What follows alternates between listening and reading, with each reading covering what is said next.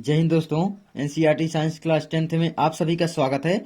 आज हम देखने वाले हैं ये वाले न्यूमेरिकल 10 सेंटीमीटर फोकस दूरी के उत्तल दर्पण से एक वस्तु को 30 सेंटीमीटर की दूरी पर रखने से प्रतिबिंब कहाँ बनेगा। यदि वस्तु की लंबाई 6 सेंटीमीटर हो तो प्रतिबिंब की लंबाई कितनी होगी, ये हमसे पूछा गया है। तो दोस्तों यहाँ पर इसको सॉल्व करने के लिए आपको क्या करना पड़ेगा, हमने बहुत सारे न्यूमेरिकल आपके लिए सॉल्व करवाए हैं, तो आप हमारी प्लेलिस्ट जाकर चेक कर सकते हैं। वहां पर आपको सभी न्यूमेरिकल मिल जाएंगे। अगर आप उनसे प्रैक्टिस कर लेते हो तो आपके बोर्ड एग्जाम में 100% है कि उनमें से कोई ना कोई आपका क्वेश्चन जरूर फंस जाएगा और आप अच्छे से करके आएंगे, मतलब आप भूलेंगे नहीं। तो जाइए यार, चेक कीजिए। चलिए देखते हैं यहाँ पर सबसे पहले क्या दिया गया है। 10 सेंटीमीटर फोकस दूरी के, ठीक है, सबसे पहले हम हाईलाइट कर देते हैं 10 सेंटीमीटर फोकस दूरी के उत्तल दर्पण से। क्या दिया गया है दर्पण आपका, उत्तल दर्पण से एक वस्तु को 30 सेंटीमीटर की दूरी पर, मतलब वस्तु जो है 30 सेंटीमीटर की दूरी पर रखते हैं। प्रतिबिंब कहाँ बनेगा, यानी भी हमसे पूछा गया है। यदि वस्तु की लंबाई यानी एच दिया गया है 6 सेंटीमीटर हो तो हमें एच डैश यानी प्रतिबिंब की लंबाई ज्ञात करनी है, यानी रेखीय आवर्धन का सूत्र लगा कर लेंगे। तो अगर आप प्रैक्टिस किए हो तो आपको मालूम ही हो गया होगा कैसे करना है। चलिए देखते हैं, जो जो दिया है उसमें लिख लेंगे। सबसे पहले आपका हल लिखेंगे यहाँ पर, तो हम हल लिख दिए। और अब यहाँ पर देखिए क्या करेंगे, अब यहाँ पर हल लिखने के बाद जो जो दिया उसको लिख लेंगे। सबसे पहले आप यहाँ पर लिख देंगे दिया है, ठीक है, दिया है। क्या क्या दिया है आपका, सबसे पहले आपका दिया है, क्या क्या दिया है, 10 सेंटीमीटर फोकस दूरी के। आपको पहले लिखेंगे दर्पण का प्रकार, यानी दर्पण आपका कौन सा दिया है, आपका उत्तल दर्पण, ठीक है, उत्तल दर्पण। दूसरा आपका क्या दिया गया है, 10 सेंटीमीटर फोकस दूरी के, यानी एफ इक्वल टू उत्तल दर्पण की फोकस दूरी आपकी दी गई 10 सेंटीमीटर। आप जान गए होंगे, है ना, ये आपकी 10 सेंटीमीटर हो गई। और अब देखिए यहाँ पर इसमें कौन सा चिन्ह लगेगा, इसमें कोई भी चिन्ह नहीं लगाएंगे, प्लस का ही माना जाएगा, क्योंकि आपका दर्पण उत्तल है और उत्तल दर्पण की फोकस दूरी आपकी धनात्मक होती है, आप जानते होंगे, ठीक है।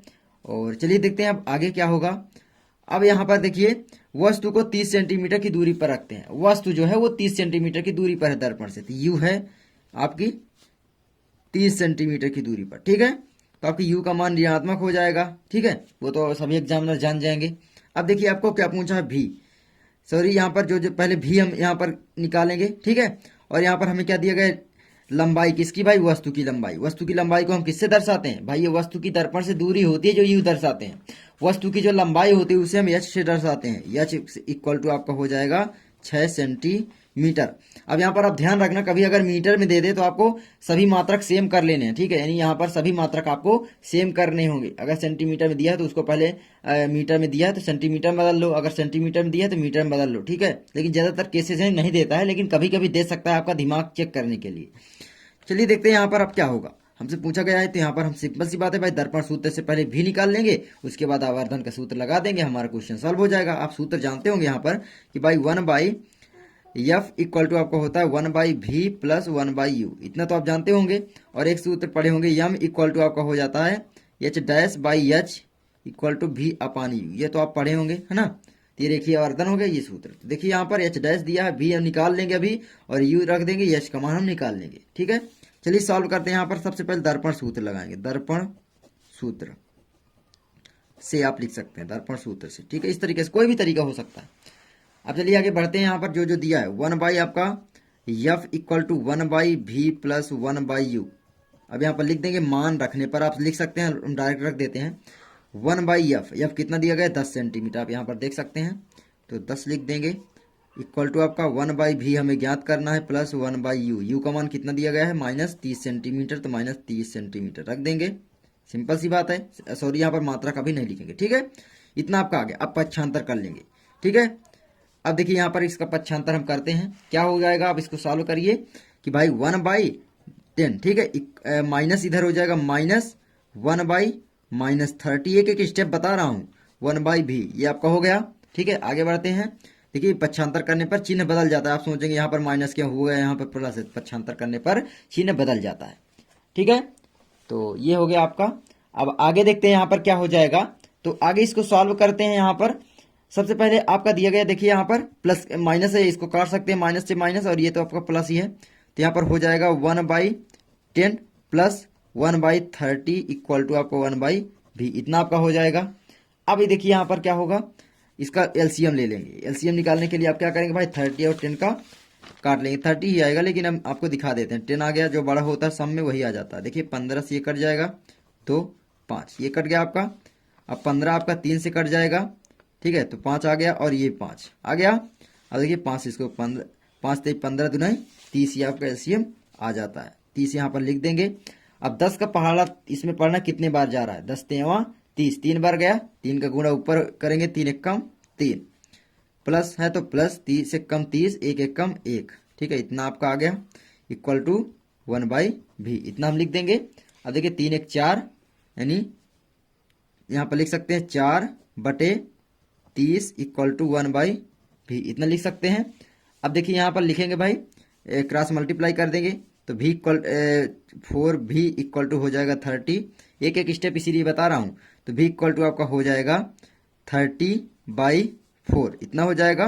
तो आपका यहाँ पर v इक्वल टू निकल आएगा, यहाँ पर लगभग कितना आ जाएगा, तो 4 24 4 सते 28 और 28 2 20 4 5 20, 7.5 सेंटीमीटर में है तो सेंटीमीटर में आ जाएगा। तो ये आपका आ गया। तो ये देख सकते हैं इतना आपका ये मान निकल आया। अब देखिए यहाँ पर हमसे क्या पूछा है, यहाँ पर आप देख सकते हैं, यहाँ पर आपको मैं अगर दिखाऊं तो यहाँ पर देखिए एच पूछा गया है, या क्या पूछा गया, सॉरी यहाँ पर मैंने नहीं लिखा था, एच डैश हमसे पूछा गया था। आप जानते होंगे ये एच दिया तो एच डैश तो पूछेगा ही, ठीक है, क्वेश्चन मार्क। अब चलिए एच डैश निकाल लेते हैं। कैसे निकालेंगे, यहाँ पर हम निकालते हैं। देखिए सबसे पहले आप यहाँ पर लिख सकते हैं, यहाँ पर क्या दिया है कि भाई यदि वस्तु लंबाई इतनी हो रखने से प्रतिबिंब कहाँ बनेगा, प्रतिबिंब आपका कहाँ बनेगा ये पूछा था। तो आपका दर्पण से 7.5 सेंटीमीटर की दूरी पर बनेगा और दर्पण भी का मान पॉजिटिव है, अर्थात आपका, और रहता भी है भी का मान पॉजिटिव है, अर्थात आपका जो प्रतिबिंब बनेगा वो दर्पण के पीछे साइड बनेगा, ठीक है, सामने नहीं बनेगा, ठीक है। तो यहाँ पर लिख देंगे दर्पण के पीछे, दर्पण के पीछे आप लिख सकते हैं ज़्यादातर। और आगे देखते हैं, यहाँ पर आप आवर्धन से निकाल लेंगे। तो आप जानते होंगे यहाँ पर एच डैश निकालने के लिए क्या करना पड़ेगा, एच डैश इक्वल टू आपका दिया गया क्वेश्चन मार्क, यानी आपका प्रतिबिंब की लंबाई ज्ञात करनी है। आपकी वस्तु की लंबाई दी गई है, आप जानते होंगे 6 सेंटीमीटर ये दी गई है। चलिए रेखीय आवर्धन से, तो यम इक्वल टू आप जानते होंगे क्या होता है, तो यम इक्वल टू होता है आपका एच डैश, यानी प्रतिबिंब की लंबाई बटे वस्तु की लंबाई, है ना, वस्तु की लंबाई यानी एच इक्वल टू भी अपान यू, यानी दर्पण से प्रतिबिंब की दूरी अपान दर्पण से वस्तु की दूरी, ये आपका होता है। तो यहाँ पर दोनों का मान रख देंगे, क्या हो जाएगा, यहाँ पर लिख सकते हैं मान रखने पर क्या हो जाएगा आपका एच डैश का मान, तो एच डैश का दिया नहीं गया है तो यही रहेगा।